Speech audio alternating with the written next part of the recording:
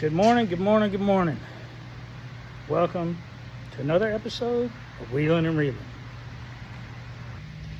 Today, we're going to talk about the Gladiator build. What I did, why I went the route I went, etc. Behind us. Anyways, it was complicated. Took a pretty good while to do. I wasn't sure really what parts to buy, so I left it all up to the pros. I told them exactly what I wanted to do with the Jeep, how I planned on wheeling it, that my wife's Jeep is on a 2.5-inch lift with 35s, and she smoked me even with 37s. Like, I didn't have lockers, but there was a lot of stuff that I wanted to do that she did that I couldn't do. Like, I couldn't touch it. I'd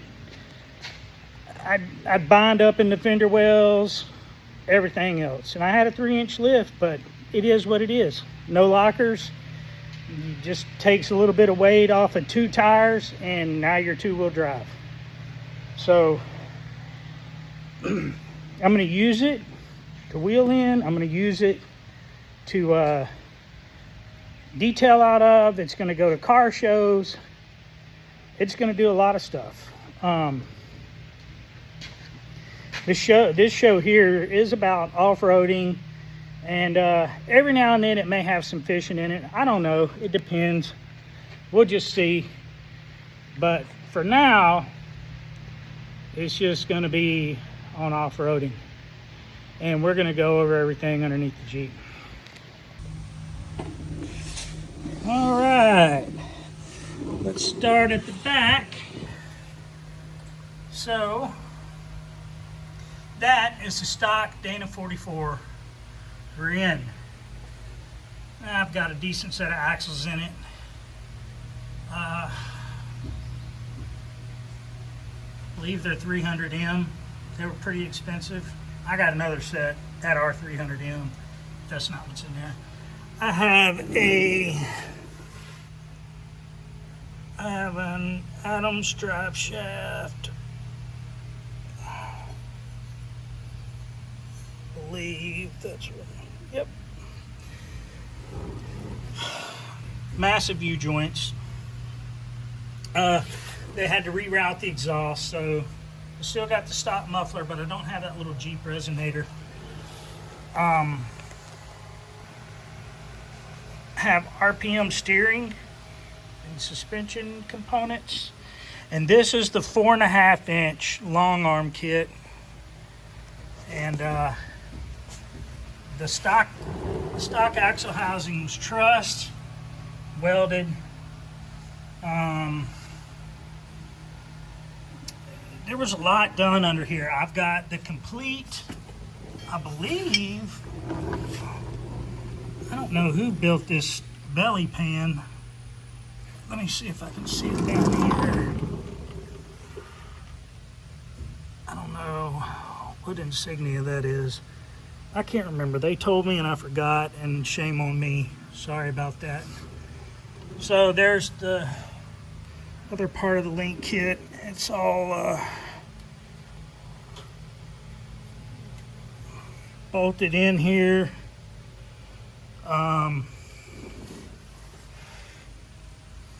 Then up towards the front,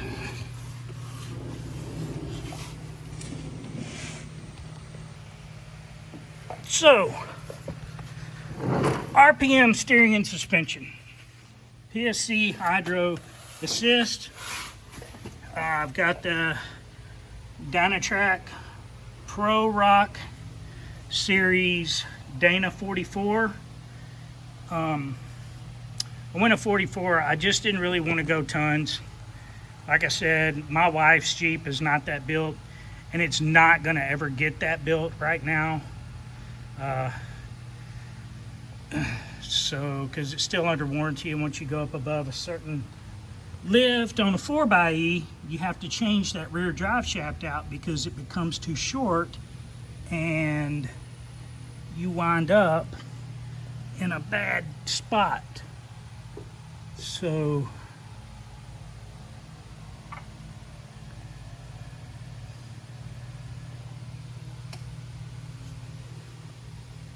what in the world's going on there?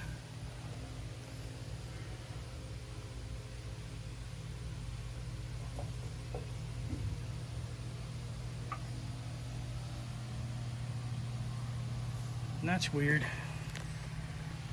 All right, so this is a 4.5-inch 3-link RPM lift kit, long arm kit. So we got top link there on the bottom, and then another one right over there, which makes it a 3-link. Now, the Dynatrack, you can run a 4-link with it, but I didn't order a 4-link kit. This is a Pro Rock series. It's super strong for a 44. All of this is steel. I replaced the steering knuckles with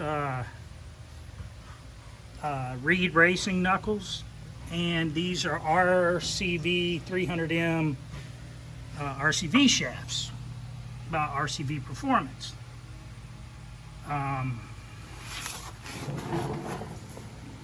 JKS.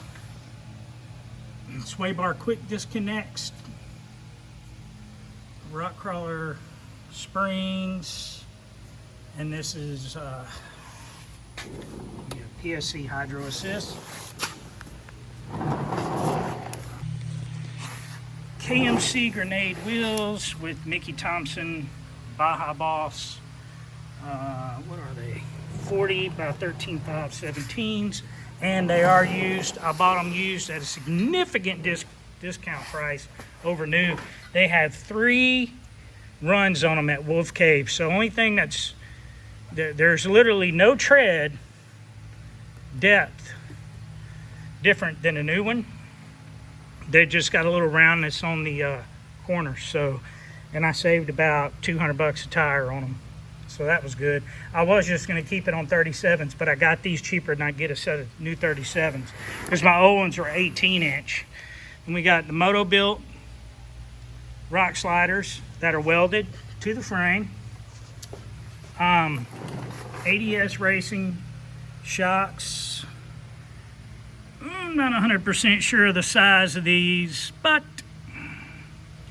they're it rides good. It rides really good. I got the same little rock lights that were on the Jeep when I bought it. Moto-Built inner fenders. Moto-Built highline fenders. And unless you're really handy with doing stuff, you do not want to do those yourself. Most of the time, they're not just going to bolt right up. There's a little bit of work you have to do to them. Oh, man. In the back of the Jeep, we have a Rugged Ridge tire carrier, which is why the Jeep stays at my shop now, because I couldn't find a lock that was viable enough for me to warrant leaving this thing outside. And now the guy that I bought these tires from, he bought 5 of them. And one of them's still brand new with the sticker. And I got it for the same price that I got the other tires. So I did pretty good on the tires and wheels. You know, I feel like I didn't get hammered on them. And one of the few things ever I've got for a deal in my, in my life. So how I got the Jeep built is right there. Command Sergeant Major Ronald Grant. He was my father. He served 35 years in the United States Army. Started out as a private,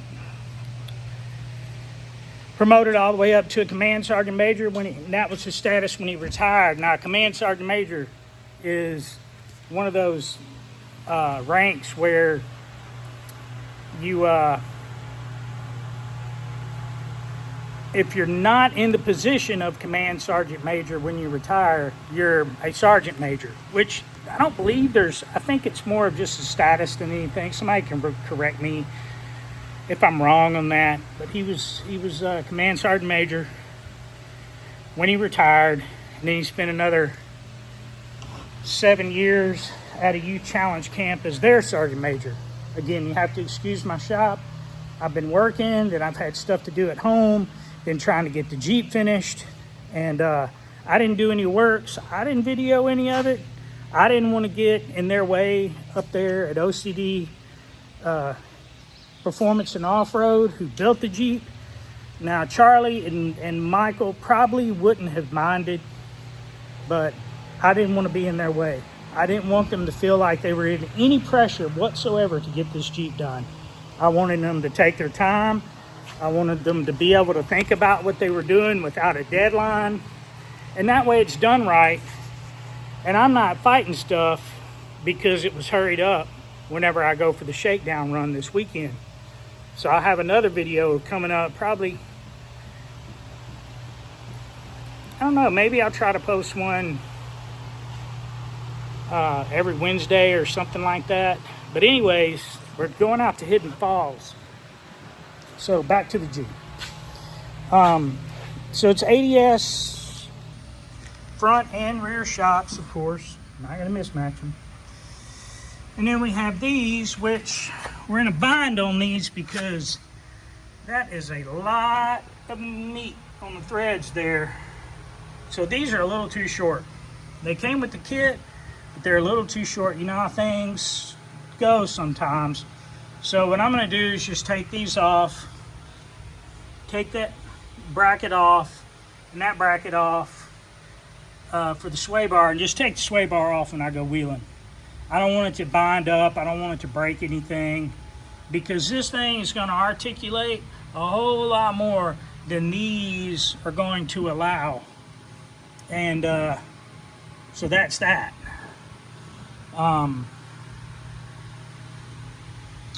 But I like how that truss system is on that rear end. It looks good. I mean, it helps support some stuff. And, I'm just, those stock axle tubes are kind of thin on the Jeep. It probably would have been best just to go at least a 60-60. But I just, man, it makes the Jeep so capable to where when I'm wheeling with my wife, oh, another thing, saw a squirrel.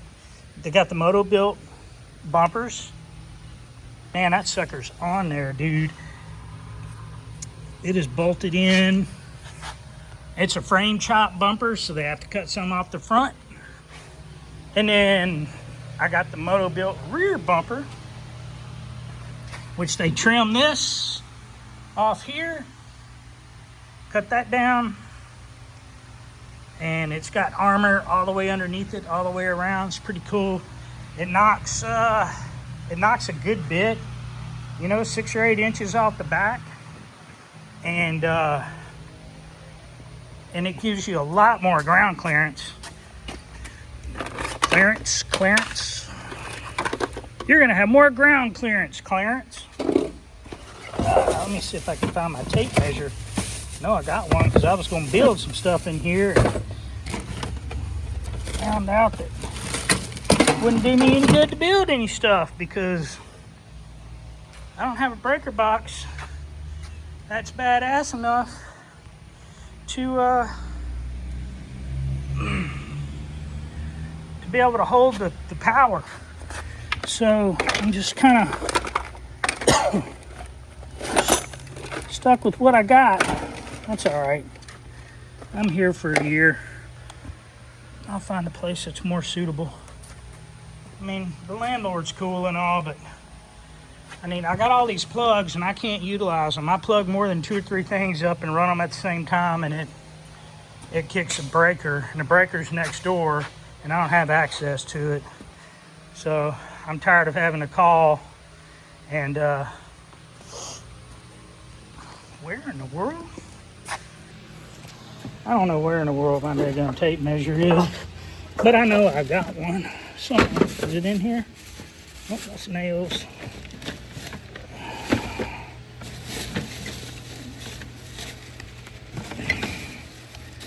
That's caster wheels, chalk, a hammer. What am I missing? Besides my tape measure. Well, dang. Let's see if it's over here on this cart. Hey, there's Chompers. You can see right there. Why we call him Chompers? Because he likes chomping air. Leave it. Whatever it is, leave it. Leave it. Good boy. This place is a wreck. Man.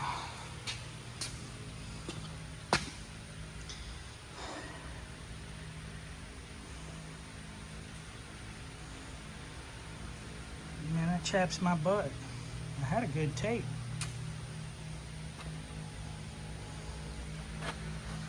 I guess maybe if I clean this place up, I could find it.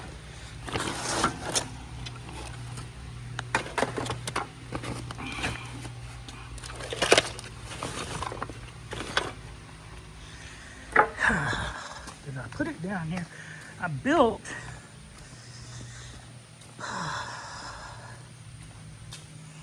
maybe I did, maybe I did. No. So I built that bracket for the pressure washer. I was going to build a wall over here that swings out so I could have a paint correction booth with a lowered top that you can raise up and connect to the two walls. It ain't gonna work because I have nothing to screw into without hammer, you know, lag bolts and stuff in the concrete, and I don't want to do that. I don't want anybody to be able to come back on me and say, well, you did this and it caused that, and I'm like, ah, forget all that. I'll just do without it until I get to my next place. I'm already looking. I already got a guy. He's one of my boat customers. He owns 4 or 5 storage facilities in my area of Texas, so he said he can get me hooked up. Anyways, this is a lot of ground clearance there. So I mean, it's good, maybe 3 feet from the bottom of that to the ground. It's good enough for government work. Good enough for how I'm gonna wheel. But everything else is stock in the Jeep. Transfer case. I mean, maybe next year I'll go with an Atlas. And then year after that, I'll go ahead and go with a 60 rear end. And then sell the Pro Rock 44 or transfer it over to my wife's Jeep if needed. And I don't know. I may just sell that front end and buy a 60 for the front Dynatrack. Or I may go ahead and go 80. I don't know. I'm not going with the V8 in it. But I'm probably not going to go over a 40. I don't want a Jeep that I've got a trailer everywhere to go, to go wheel. And we're 3 hours minimum, maybe 3.5 hours, depending on traffic, from anywhere to go wheeling. Because, we live in Houston. Anyways, that's the Jeep. Like always, we thank you for watching. Again, I apologize for my shop being dirty or just unorganized. I'm working on it.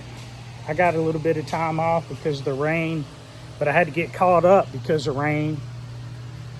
Oh, if anybody sees this, I've got a factory rear bumper and a factory Rubicon shorty with the winch bracket for sale.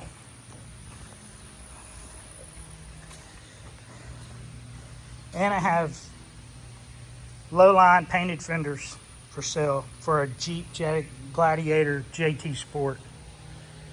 And of course, that's what that is. Once again, without interruption and ADHD squirrels, thanks for watching. Please like, share, and subscribe. All that little bit helps. Get the channel out, get the algorithm going. I'm new to all this, so outside of doing shorts and reels, I've never really done this. I'm trying to learn to be comfortable. Looking into a phone and talking to myself. Anyways, God bless. And see you folks again shortly. Have a good one.